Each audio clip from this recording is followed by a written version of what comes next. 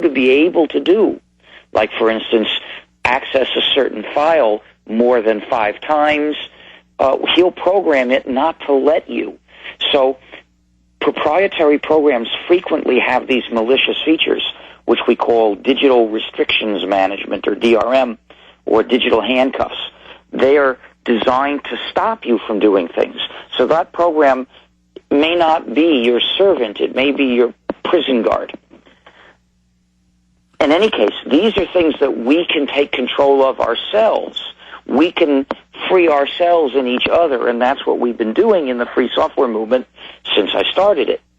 But there are other areas where we just can't solve the problem that way. Surveillance in the internet service provider. Well, we can't stop that by choosing to use a different program in our own computers, because it's not happening in our computers. It's happening in some central office. Now, one thing that helps somewhat is to use programs like the GNU Privacy Guard for encryption of the messages and files we send each other. But even even encryption doesn't do the whole job. And when there's censorship, in Australia, the main organization that fights for civil liberties on the internet, which is Electronic Frontiers Australia, was forced to take down a link that they had put up in a discussion of censorship, showing what kinds of things are getting censored.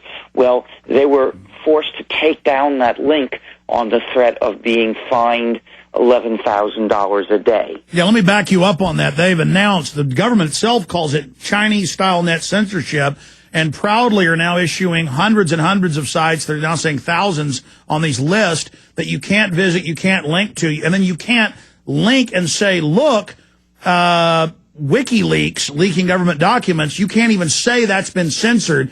That's very 1984 Kafka-esque. Yeah, well, the Australian government has been trashing human rights for many years, typically in the name of preventing terrorism, as many other governments are doing. Any given week their excuse is either terrorists or pedophiles, but neither of them is anywhere near as dangerous as governments that don't respect our freedom. Absolutely. Historically, governments killed 200 and something million people last century. I mean, tyranny has gotten a whole new lease on life. So specifically, what do we do? I mean, if citizens and companies try to go with free software solutions and support groups like yours, what else can we do? I mean, I guess we vote with our dollars, we vote with our time. I mean, let's say I'm a company with 20-something. Yeah.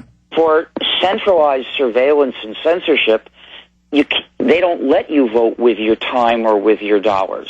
If you're in Australia and you want to make links to these forbidden sites, for instance, the political sites that talk about Australian censorship, you can't do that by picking one company over another.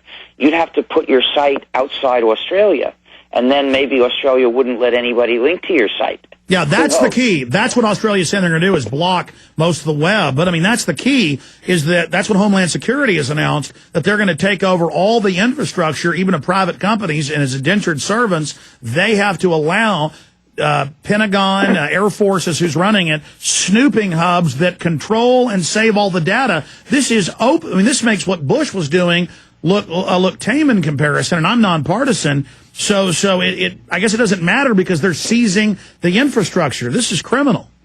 It is, and the solution I've been using is no good for this. So what can we do? We have to organize politically in mass organizations. The only organization that I know of in the U.S. that fights against these things is the Electronic Frontier Foundation, although I think the American Civil Liberties Union fights also against some of them. So both of those organizations deserve your support. Is it that Americans and Australians and British and others have had so much freedom in the past we can't believe it's happening here? Or have we lied to ourselves about how much freedom was really in our society? I think that it's a combination of both. It's certainly the case that there was much less surveillance of all our communication in the past. You see, this is one thing that digital technology makes much easier. In the 1960s, I don't think anything kept track of who you called locally. The phone exchange didn't keep track. It just counted up how many calls you made and sometimes how long they were. The only thing you got on your bill was long-distance calls because they were expensive and people wanted to know what they were being billed for. Now, in France, after World War II, the government insisted that the phone company must not keep any records of who called whom.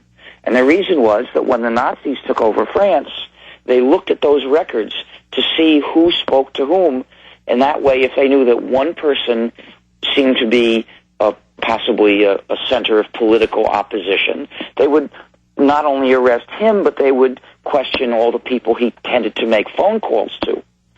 So after the war, the French government and various other governments in Europe established rules that the phone companies were not allowed to keep track. However, of course, they've changed all that. Well, exactly. I just saw a story in the London Telegraph. In fact, guys, will you search engine this? People have corrected me not to just always say Google.